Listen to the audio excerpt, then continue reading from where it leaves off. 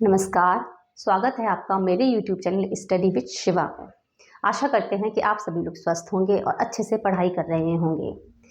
मैं anatomy and physiology के lectures ले रही हूँ जो हर एक मेडिकल स्ट्रीम्स के लिए, चाहे वो नर्सिंग हो, चाहे वो फिजियोथेरेपी हो या पैरामेडिकल कोर्सेज हो, उन सभी के लिए ये बेनिफिशियल है। आज से मैं नया टॉपिक शुरू कर रही हूँ, cell, human cell. Human cell क्या होती हैं, इनके फंक्शंस क्या हैं, सेल क्या होती है, what are cell, who introduce cell,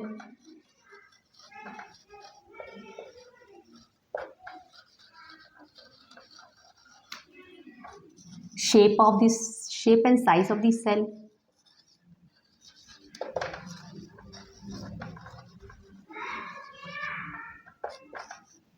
and type of the cell,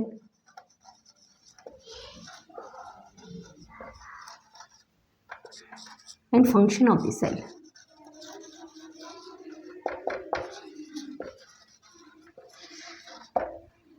ये सभी टॉपिक्स आज के मैं लेक्चर्स में कंप्लीट करवाऊंगी। What is cell, who introduce cell, किसने सेल के बारे में बताया, shape of the cell, cell का शेप क्या होता है, क्या साइज होता है, कितने प्रकार की सेल्स होती हैं, फंक्शंस क्या होते हैं सेल्स के, वह काम करती है। एक सेल फिर दूसरे सेल से मिल जाती है, दूसरे सेल फिर तीसरे सेल से, कई सेल मिलके एक टिश्यू का निर्माण करते हैं। कह सकते हैं जैसे सेल है, सेल किससे मिलके बनी है, सेल बहुत सारी सेल्स मिल जाएंगी तो क्या बनाएंगी, टिश्यूज़ बनाएंगी, टिश्यू से फिर ऑर्गन्स बनेंगे, ऑर्गन से ऑर्गन सिस्टम बन जाएगा, और ऑर्गन सिस्टम से फिर ऑर्गेनिज्म बन जाएंगे। ठीक है ना। तो सेल के लिए अपन क्या कह सकते हैं, cell is the structural and functional unit of all organism. मतलब सेल क्या है, मेन कोई भी स्ट्रक्चर बना, जैसे स्टमक है, स्टमक के बनने के लिए मेन जो नींव है वो कौन है, सेल है। जैसे किसी मकान को बनने के लिए नींव क्या होती है, ईंट होती है। एक ईंट से जब कई ईंट बन मिलती हैं तब जाके वो घर बनता है। इसी प्रकार जब एक सेल कई सेल्स मिलते हैं तो वो टिश्यू बनाते हैं, कई टिश्यू मिलके ऑर्गन्स बनाते हैं, कई ऑर्गन मिलके ऑर्गन सिस्टम बनाते हैं। तो cell is a structural and functional unit. कोई भी काम करना हो, चाहे वो डाइजेशन हो, चाहे वो एक्सक्रीशन हो, चाहे वो गल्पिंग हो, चाहे वो कहते हमारा सर्कुलेशन हो, कोई भी काम हो, वो कौन कर रहा है, सेल के ऊपर डिपेंडेंट है। लीवर तो सेल से बना है, सबका अलग अलग काम है, सभी सेल्स का अलग अलग काम है, जो कि हम आगे के लेक्चर्स में पढ़ेंगे। तो क्या क्लियर हुआ, cell is the structural and functional unit of all organism. अब कहा जाए सेल की स्टडी को क्या कहते हैं, सेल की स्टडी को सेल बायोलॉजी या साइटोलॉजी कहते हैं। Study of cell is called cell biology और सेल साइटोलॉजी। नेक्स्ट पढ़ रहे हैं अपन हिस्ट्री। हिस्ट्री क्या है, सबसे पहले जो रॉबर्ट हुक थे 1665 में आए थे। कौन आए थे, रॉबर्ट हुक 1665 में। इन्होंने क्या किया था, इन्होंने क्या किया था, एक डेड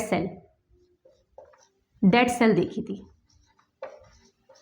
डेड सेल किस में देखी थी, एक कॉर्क, लकड़ी के टुकड़े पे, एक लकड़ी का एक मरा हुआ पेड़ था, उसकी छाल को निकाल के सीधा काट के एक कॉर्क मतलब ऐसा एक कॉर्क ऐसा काटा, उसको देखा तो उसमें उनको क्या नजर आया, केवल ऐसे गोले नजर आए, ऐसे गोले, जैसे मधुमक्खी का छत्ता होता है ना, हनी बी का, तो ये केवल ये ऐसे गोले नजर आए, क्योंकि ये क्या थी, ये डेड थी।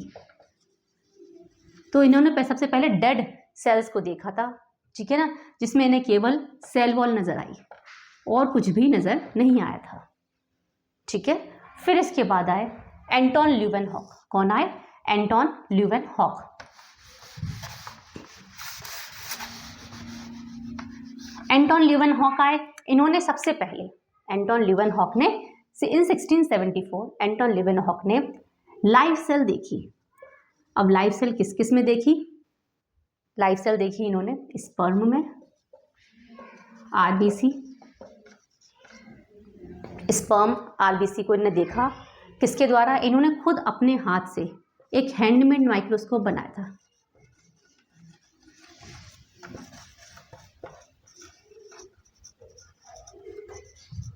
हैंडमेड माइक्रोस्कोप बनाया, जिसमें इन्होंने बताया कि कुछ ऐसे चलता हुआ इन्हें नज़र आया। हैंडमेड माइक्रोस्कोप था तो उसमें क्या नज़र आया, कुछ चलता फिरता नज़र आया, तो जिसमें उन्होंने बताया कि ये क्या होती हैं, ये सेल्स लाइव होती हैं। और इन्होंने बैक्टीरिया पर भी देखा था। तो क्या देखा अपन ने, जो रॉबर्ट हुक थे उन्होंने सबसे पहले 1665 में डेड सेल के बारे में बताया, जिसमें उन्होंने बताया था कि कॉर्क को उन्होंने कॉर्क को देखा था जिसमें केवल और केवल सेल वॉल नज़र आई थी। फिर उन्होंने देखा एंटोन ल्यूवेनहॉक थे, एंटोन ल्यूवेनहॉक ने 1674 में एक लाइव सेल को देखा था। लाइव सेल कौन कौन सी थी, बैक्टीरिया, स्पर्म एंड आरबीसी, इन तीनों सेल्स पे इन्होंने देखा था अपने हाथ से बनाए गए माइक्रोस्कोप के द्वारा। फिर आए रॉबर्ट ब्राउन। रॉबर्ट ब्राउन जो थे ना,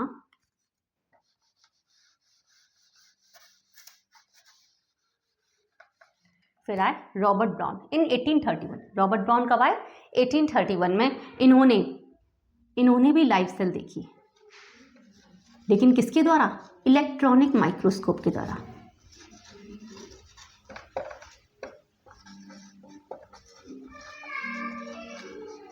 जिसमें इन्हें न्यूक्लियस के साथ साथ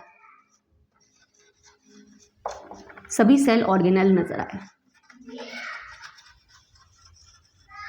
सभी सेल ऑर्गेनेल्स नजर आए।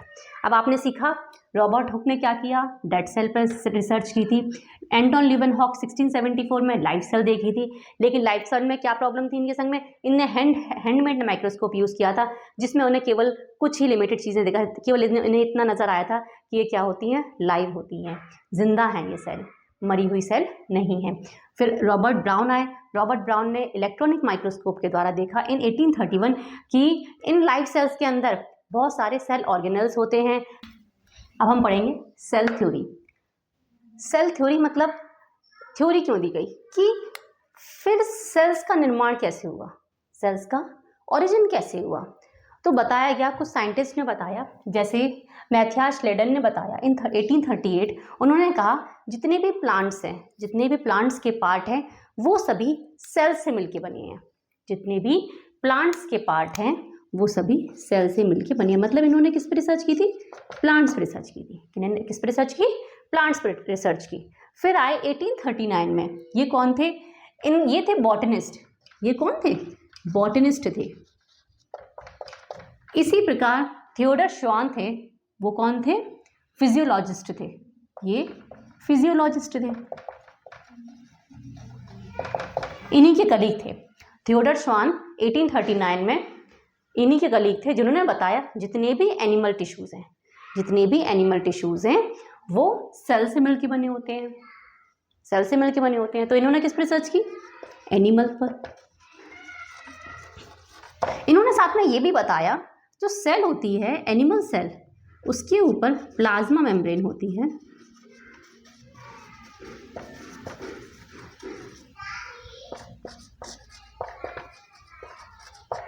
और जो प्लांट होते हैं उनके बाहर सेल वॉल होती है। ठीक है, दो लोग आए, एक मैथियास श्लेडन, जिन्होंने क्या कहा जितने भी प्लांट्स हैं उनके पार्ट्स सेल्स के बने होते हैं। फिर आए थियोडर स्वान, जिन्होंने बताया जितने भी एनिमल टिश्यू हैं वो सेल से मिलके बने होते हैं। फिर तीसरे आए लुडोल्फ वर्च्यू। लुडोल्फ वर्च्यू इन 1858, इनने क्या कहा, कोई भी सेल हो, कोई भी सेल हो, वो अपनी पुरानी सेल से ही मिलके बनी होती है, वो अपनी पुरानी सेल से मिलके बनी होती है। जैसे फॉर एग्जाम्पल देखा जाए, मेल का स्पर्म और फीमेल का ओवा जब मिलते हैं तो वो जाइगोट बनाते हैं। मतलब जब दो सेल आपस में मिलती हैं तब वो एक सेल बनाती हैं। क्या बनाती हैं, वो एक सेल बनाती हैं। तो उनकी बात सही निकली, cell must arise from the pre existing cells. जो पहले से जो सेल्स हैं उनसे ही सेल्स का निर्माण होता है। और उसका साइज कितनी बड़ी कितनी छोटी होती है। सेल शेप में कहा जाए तो सेल में कई प्रकार के शेप होते हैं, कई, जो हम आगे के लेक्चर में पढ़ेंगे। जैसे हम टिश्यू पढ़ेंगे ना, तो हम सेल की शेप के बारे में भी पढ़ेंगे कि सेल की शेप्स क्या क्या होती हैं। जैसे अगर कुछ एग्जाम्पल के तौर पे आपको समझाया जाए तो जैसे एक होता है बाइकॉन्केव। हमारे शरीर में आरबीसी है, रेड ब्लड सेल, मतलब खून।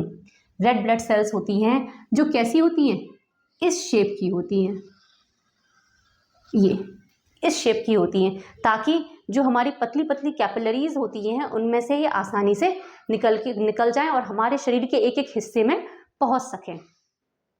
दूसरा देख सकते हैं, दूसरा देखें स्पिंडल। इसका सबसे अच्छा example muscle cell. Muscle cells कैसी होती है, ये ऐसी होती है, ये जिससे जो हमारा कॉन्ट्रैक्शन रिलैक्सेशन मतलब हाथ मोड़ना, चलना फिरना जो सब होता है, ये कॉन्ट्रैक्शन और रिलैक्सेशन के द्वारा होता है। किसके द्वारा, संकुचन और शिथिलन, कॉन्ट्रैक्शन एंड रिलैक्सेशन। इसके लिए ये वाली सेल होती है ऐसी, ठीक है ना। तो इसी प्रकार हमारी एक होती है लॉन्ग नर्व। लॉन्ग नर्व में अगर देखा जाए, लॉन्ग सेल मतलब नर्व सेल। सबसे लंबी नर्व होती है हमारे शरीर की, सबसे लंबी नर्व, जिसका शेप अलग होता है, इसका शेप ऐसा होता है।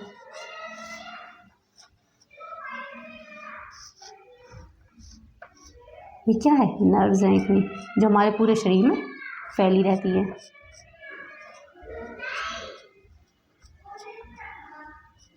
तो इसको हम डिटेल में पढ़ेंगे इन टिश्यू में, और इनका पर्टिकुलर हम एक एक ऑर्गन सिस्टम के लेक्चर्स लेंगे आगे चल के, जिसको आप ज़रूर से देखिएगा। तो ये हो गई शेप के बारे में। शेप कई प्रकार के होते हैं, ऐसा नहीं कि यही हैं, बहुत सारे शेप्स हैं जो हम आगे पढ़ेंगे। आगे साइज देखते हैं अपन। तो देखा जाए सबसे छोटी सेल, सबसे छोटी स्मॉलेस्ट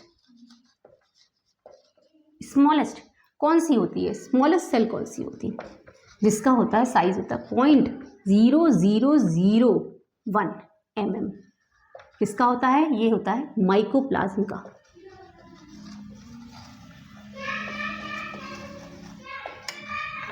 माइकोप्लाज्म का। अब बोला जाए लार्जेस्ट सेल किसका है, ऑस्ट्रिच का है, egg of ostrich.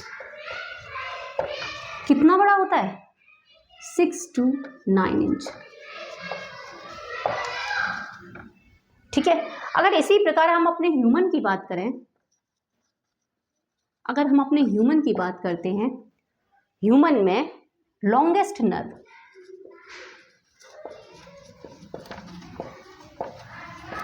Nerve cell होती है, लॉन्गेस्ट सेल नर्व सेल होती है।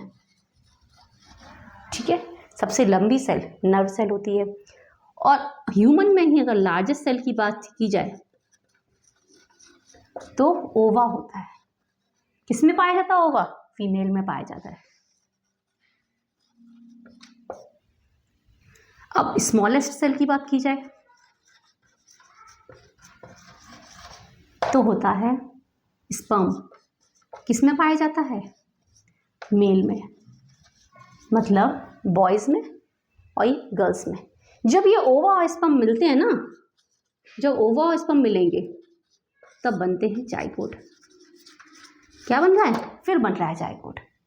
फिर से क्लियर कर दें हम तुम्हें सभी लोगों को। स्मॉलेस्ट सेल कौन सी है अपनी, माइकोप्लाज्म है। लार्जेस्ट सेल ऑस्ट्रिच एग, कितना होता है 6 to 9 इंच। फिर ह्यूमन में अगर देखा जाए तो लॉन्गेस्ट सेल कौन सी है, नर्व सेल है। लार्जेस्ट सेल ओवा है और स्मॉलेस्ट सेल स्पर्म है। जब ये ओवा और स्पर्म मिलते हैं तो जाइगोट बनाते हैं। सेल टाइप्स को कितने में डिवाइड किया गया है, 2 के आधार पर। एक तो based on numbers and based on structures. Based on number मतलब कोई भी ऑर्गेनिज्म सिंगल सेल से मिलकर बना है या कई सेलों से मिलकर बना है, उसके बेस पर हमने सेल्स को डिवाइड किया गया है। इसको 2 टाइप से देखा गया है, एक यूनिसेलुलर, एक मल्टीसेलुलर। यूनिसेलुलर मतलब an organism which is made up of a single cell, an organism which is made up of a single cell that is unicellular. वह सेल, वह ऑर्गेनिज्म जो केवल एक सिंगल सेल से मिलकर बना होता है उसे यूनिसेलुलर कहते हैं। इसमें एग्जाम्पल कह सकते हैं अपन बैक्टीरिया। ठीक है, क्या कह सकते हैं अपन, बैक्टीरिया। फिर है मल्टीसेलुलर। मल्टीसेलुलर मतलब an organism which is made up of many cells is known as multicellular. इसका एग्जाम्पल है ह्यूमन, प्लांट्स, ये सभी मल्टीसेलुलर में आते हैं। मतलब वह सेल जो वह ऑर्गेनिज्म जो कई सेलों से मिलकर बना होता है उसे मल्टीसेलुलर कहते हैं। उसी हिसाब से बेस्ड ऑन स्ट्रक्चर, आकृति के हिसाब से सेल को कितने में विभाजन किया गया है, सेल्स का कितने में विभाजन किया गया है, इसको हम बोलते हैं बेस्ड ऑन स्ट्रक्चर। इसको दो प्रकार से विभाजित किया गया है, एक प्रोकैरियोटिक एंड यूकैरियोटिक। प्रोकैरियोटिक मतलब क्या होता है, प्रो मतलब पुराना, जो पुराना सेल है, क्या है, जो पुराना सेल है दैट इज प्रोकैरियोटिक, और जो नया सेल है दैट इज यूकैरियोटिक। पुराना सेल मतलब ये कह सकते हैं जो प्रोकैरियोटिक्स में ऑल सिंगल सेल वाले ऑर्गेनिज्म आते हैं, लेकिन यूकैरियोटिक्स में सिंगल सेल के भी आते हैं प्लस मल्टीसेलुलर भी आते हैं। ठीक है ना।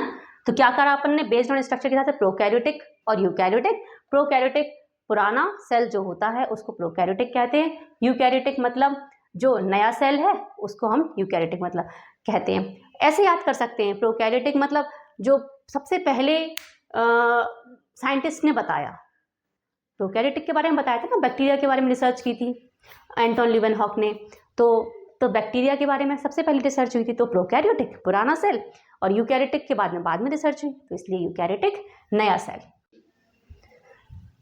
Now we will study difference between plant cell and animal cell. Plant cell और एनिमल सेल में डिफरेंस क्या है, तो सबसे पहला डिफरेंस होता है सेल वॉल का। जो सेल वॉल होती है ना वो किस में पाई जाती है, प्लांट सेल में प्रेजेंट होती है, जबकि एनिमल सेल में एब्सेंट होती है, मतलब इसमें अनुपस्थित होती है, इसमें उपस्थित होती है। दूसरा है सेल मेम्ब्रेन। जो सेल मेम्ब्रेन होती है वो इसमें एब्सेंट होती है, मतलब अनुपस्थित होती है, इसमें प्रेजेंट होती है यानी उपस्थित होती है। तीसरा डिफरेंस क्लोरोप्लास्ट।